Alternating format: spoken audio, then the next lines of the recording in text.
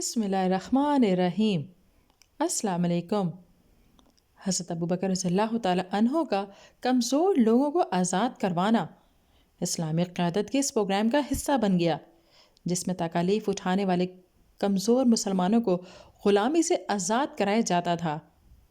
حضرت ابوبکر رضی اللہ تعالیٰ عنہ بعد ازاں دین اسلام میں داخل ہونے والے غلاموں کی آزادی کے لیے مسلسل مال خرچ کرتے رہے۔ حضرت ابوبکر رضی اللہ تعالیٰ عنہ نے ہجرت مدینہ سے پہلے 6 غلاموں کو آزاد کروایا جو اسلام قبول کر چکے تھے۔ حضرت بلال رضی اللہ تعالیٰ عنہ کا 7واں نمبر تھا۔ علاوہ ازیں عامر بن فہیرہ بھی انہی کے آزاد کردہ تھے جو بدر اور احد میں شامل ہوئے۔ ام عبیس اور زنیرہ رضی اللہ تعالیٰ عنہ کو بھی ابوبکر نے آزاد کرایا تھا۔ حضرت زنیرہ رضی اللہ تعالیٰ عنہ کی نظر چلی گئی تو قریش نے کہنا شروع کر دیا کہ اس کی نظر لات و عزیٰ نے ختم کر دی۔ اس پر حضرت زنیرہ رضی اللہ تعالیٰ عنہ نے کہا، بیت اللہ کی قسم، انہوں نے جھوٹ بولا ہے، لات و عزیٰ کسی نفع نقصان کے مالک نہیں ہو سکتے۔ اللہ نے ان کی نظر لوٹا دی۔ نہدیہ اور ان کی بیٹی بھی ان آزاد کردہ افراد میں شامل تھیں۔ وہ دونوں بنو عبدالدار کی ایک عورت کی ملکیت میں تھیں۔ حضرت ابوبکر رضی اللہ تعالیٰ عنہ وہاں سے گزر رہے تھے کہ ان کی مالکہ نے نہدیہ اور ان کی بیٹی کو آٹا پیسنے کے لیے دیا اور کہا، واللہ میں تمہیں کبھی آزاد نہیں کروں گی۔ حضرت ابوبکر رضی اللہ تعالیٰ عنہ نے کہا، اے فلاں کی ماں، قسم توڑ دے اور اس کا کفارہ ادا کر دے۔ وہ بولی، تم نے ہی انہیں بگاڑا ہے، اب تم ہی انہیں آزاد بھی کراؤ۔ حضرت ابوبکر رضی اللہ تعالیٰ عنہ نے کہا، تو کتنے میں انہیں فروخت کرے گی؟ اس نے کہا، اتنی رقم میں۔ حضرت ابوبکر رضی اللہ تعالیٰ عنہ نے فرمایا، میں انہیں خرید کر آزاد کرتا ہوں۔ پھر نہدیہ اور اس کی بیٹی سے کہا، اس کا آٹا واپس کر دو۔ انہوں نے کہا، اے ابو بکر، ابھی واپس کر دیں یا کام پورا کر کے؟ فرمایا، جیسے تم چاہو۔ یہاں یہ بات غور طلب ہے کہ اسلام نے ابوبکر رضی اللہ تعالیٰ عنہ اور دونوں لونڈیوں کے درمیان کس قدر مساوات قائم کر دی، یہاں تک کہ انہوں نے ابوبکر سے غلام اور آقا کے انداز کے بجائے برابری کی سطح پر گفتگو کی۔ حضرت ابوبکر رضی اللہ تعالیٰ عنہ نے اپنے مقام و مرتبہ اور جاہلیت اور اسلام میں بزرگی پانے کے باوجود ان کے اس لہجے کو بصر و چشم قبول فرمایا، باوجود یہ کہ ابوبکر کا ان پر احسان تھا کہ انہوں نے ان دونوں کو آزادی دلائی۔ لونڈیوں نے اس وقت اعلیٰ اخلاق کا مظاہرہ کیا جب انہوں نے آٹا پیس کر واپس کرنے کی بات کی۔ حضرت ابوبکر رضی اللہ تعالیٰ عنہ قبیلہ عدی بن کعب کی شاخ بنو معمل کی ایک لونڈی کے پاس سے گزرے جو مسلمان تھی، اور عمر بن خطاب رضی اللہ تعالیٰ عنہ اسے تکلیفیں دے رہے تھے کہ وہ اسلام چھوڑ دے۔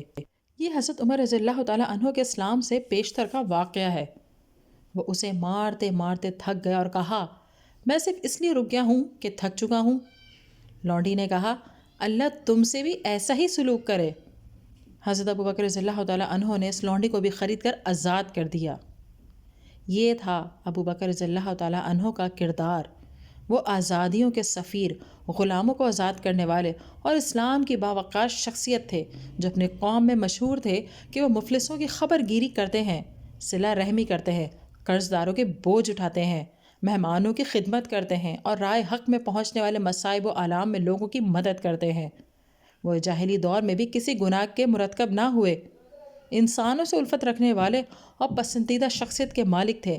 ان کا دل کمزور اور غلاموں کے لیے نرم اور شفیق تھا۔ حضرت ابوبکر رضی اللہ تعالیٰ عنہ نے اللہ کے لیے اور اللہ کے راستے میں غلاموں کی خریداری اور ان کی آزادی پر بہت سا مال خرچ کیا، حالانکہ ابھی آزادی دلانے اور اس پر عظیم اجر و ثواب والے احکامات بھی نازل نہ ہوئے تھے۔ مکی معاشرے میں ابوبکر رضی اللہ تعالیٰ عنہ جیسے افراد خال خال ہی پائے جاتے تھے جنہوں نے اپنا سارا مال کمزور طبقے کے مسلمانوں کے لیے خرچ کر دیا۔ ان کی نظر میں تمام کمزور افراد اس نئے دین کی روشن کے بھائی تھے، اور اس کرۂ ارض پر بسنے والے تمام مشرک اور سرکش انسان مل کر بھی ایک کمزور مسلمان کے ہم پلہ نہیں ہو سکتے تھے۔ ایسے ہی افراد کی بدولت توحید پر مبنی اسلامی ریاست قائم ہو سکی اور اسلامی تہذیب پھل پھول سکی تھی۔ حضرت ابوبکر رضی اللہ تعالیٰ عنہ کا مقصد ہرگز یہ نہ تھا کہ ان کی تعریف ہو، اور نہ وہ کسی دنیاوی مفاد یا مرتبے کے خواہش مند تھے۔ وہ تو صرف اللہ کی رضا جوئی کے لیے خواہ تھے۔ ایک دن ان کے والد نے کہا تھا، اے میرے پیارے بیٹے، میرا خیال ہے کہ تو کمزور افراد کو آزادی دلاتا ہے۔ اگر تو نے آزادی دلانی ہے تو مضبوط اور طاقتور افراد کو آزادی دلا جو تیرے مددگار بن سکیں اور تیرا دفاع کریں۔ اس پر ابو بکر رضی اللہ تعالیٰ عنہ نے فرمایا، اے میرے ابا جان، میں تو یہ سب کچھ صرف اللہ کی رضا کے لیے کرتا ہوں۔ یوں اس میں کوئی تعجب کی بات نہیں کہ اللہ تعالیٰ نے ابو بکر کی شان میں قرآنی آیات نازل فرمائی جو قیامت تک پڑھی جاتی رہیں گی۔ ارشاد ربانی ہے، پھر جس نے اللہ کی راہ میں دیا اور ڈرتا رہا، اسے نیک بات کی تصدیق کی تو یقیناً اسے عنقریب ہم آسان راہ کی توفیق دیں گے، لیکن جس نے کنجوسی کی اور پرواہ نہ کی اور اس نے نیک بات کو جھٹلایا تو اسے عنقریب ہم تنگی کی راہ کی سہولت دیں گے، اور جب وہ دوزخ میں گرے گا تو اسے اس کا مال کوئی فائدہ نہ دے گا۔ بے شک ہدایت دینا ہمارے ہی ذمے ہے، اور بے شک آخرت اور دنیا ہمارے ہی اختیار میں ہے۔ بالآخر میں نے تمہیں بھڑکتی آگ سے ڈرا دیا ہے، اس میں بڑا بدبخت ہی داخل ہوگا جس نے جھٹلایا اور منہ پھیرا، اور بڑا متقی اس سے ضرور دور رکھا جائے گا جو پاک ہونے کے لیے اپنا مال دیتا ہے اور اس پر کسی کا کوئی احسان نہیں جس کا بدلہ اسے دیا جائے، مگر صرف اپنے رب کا چہرہ یعنی رضا چاہتے ہوئے مال خرچ کرتا ہے، اور یقیناً وہ اللہ جلد اس سے راضی ہوگا۔ اسلامی کارواں کے ہر اول دستے کا آپس میں ایک دوسرے کا خیال رکھنا، خیر خواہی، بھلائی اور مال خرچ کرنے کی عظیم داستان ہے۔ یہی آزادی کردہ غلام عقیدہ توحید اور نظریہ اسلام کے عظیم سپود بنے۔ وہ اسی نظریے کے بارے میں ایک دوسرے سے گفتگو کرتے، اسی کے دفاع کی فکر کرتے اور اسی نظریے پر جہاد کرتے تھے۔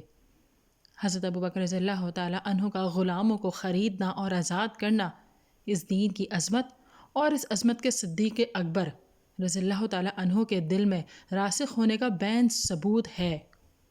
آج بھی اہل اسلام کو ایسی مثالیں قائم کرنے اور اپنے بلند جذبات اور احساسات کو بیدار رکھنے کی اشد ضرورت ہے، تاکہ امت اسلامیہ دشمنان اسلام کی طرف سے عقیدہ توحید کو نیست و نابود کرنے کی منظم کوششوں کے مقابلے میں باہمی تعاون اور ربط و ضبط کے ساتھ ایک دوسرے سے کندھا ملا کر کھڑے ہوں۔ ناظرین، اگر ویڈیو پسند آئی ہے تو اسے لائک کیجیے، شیئر کیجیے، کمنٹ دیجیے اور چینل کو ضرور سبسکرائب کیجیے۔